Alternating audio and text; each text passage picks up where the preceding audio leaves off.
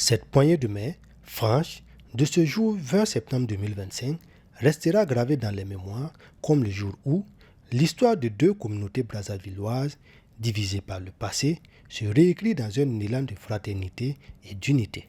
Aujourd'hui, au Burkina Faso, une main se tend à une autre, un symbole fort, une promesse de réconciliation.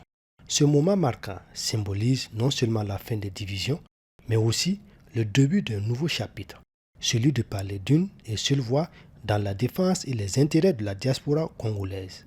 Unis par un même rêve de renouveau, la jeunesse congolaise au Burkina Faso a pris la tête de ce mouvement.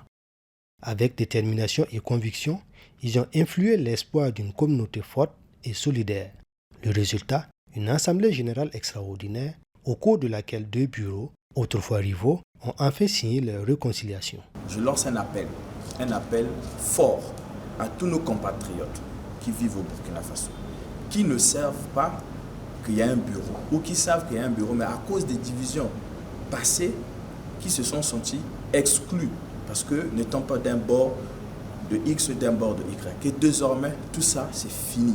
Désormais, nous avons lavé le linge sale, et nous avons aujourd'hui une communauté unifiée, réunifiée, qui va donc travailler à ce que les prochains dirigeants, sinon la communauté congolaise puisse avoir ses lettres de noblesse. À savoir, nous nous sommes engagés à être transparents, à mener des actions d'unification, des actions d'intérêt, pour donc partager avec tous les Congolais ici au Burkina Faso le vivre ensemble communautaire.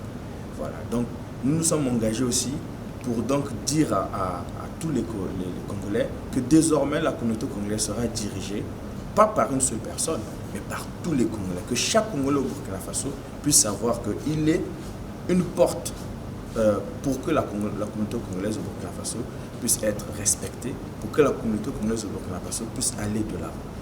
Un nouveau bureau de transition a été mis en place, composé aussi bien de jeunes leaders que de sages, pour guider la communauté pendant cette phase cruciale. Ce bureau, loin d'être une simple gestion intérimaire, incarne l'esprit de transparence, de collégialité et d'engagement mutuel. Dirigé par le chef d'entreprise Céleste Mavoula, ce bureau conduira l'avenir de toute la communauté vers des élections crédibles, consensuelles et transparentes. Les secrétaires généraux des anciens bureaux, après avoir donc constaté avec nous qu'il fallait aller à l'unification, aujourd'hui ils font partie également de ce bureau. Pourquoi? Parce que l'expérience des jeunes doit être illuminée par l'expérience des anciens. Ils font partie des sages, ils font partie des gens qu'on doit consulter, ils font désormais partie des gens avec qui on va travailler pour que les erreurs du passé ne puissent pas nous hanter et pour que nous, les jeunes d'aujourd'hui, nous puissions être dans une dynamique, véritablement une dynamique d'action communautaire. Que ce soit une action, pas d'un individu, pas des actions unilatérales, pas des décisions dans l'ombre, mais plutôt une action communautaire dans l'esprit de collégialité. Aujourd'hui, avec le mouvement mené par les jeunes, Dieu merci, nous sortons donc de cette crise et j'ose espérer que nous resterons désormais toujours liés. Et nous prions franchement que Dieu mette la main sur nous pour que ce que nous avons subi, que nous ne revenons plus sur ça. Franchement, je suis très content et aujourd'hui, je vais bien dormir parce que ce qui nous divisait hier est aujourd'hui derrière nous. Et comme on le dit, si on veut aller vite, on va seul. Si on veut aller loin, nous allons ensemble. Et aujourd'hui, là, la communauté congolaise a encore prouvé une fois de plus qu'elle doit s'unir, qu'elle doit marcher ensemble, main dans la main, pour mieux faire les choses. Et nous voulons nous mettre en ordre avec la politique et les réalités de cette terre, ce pays d'accueil, cette terre qui nous a accueillis, qui nous a donné un toit.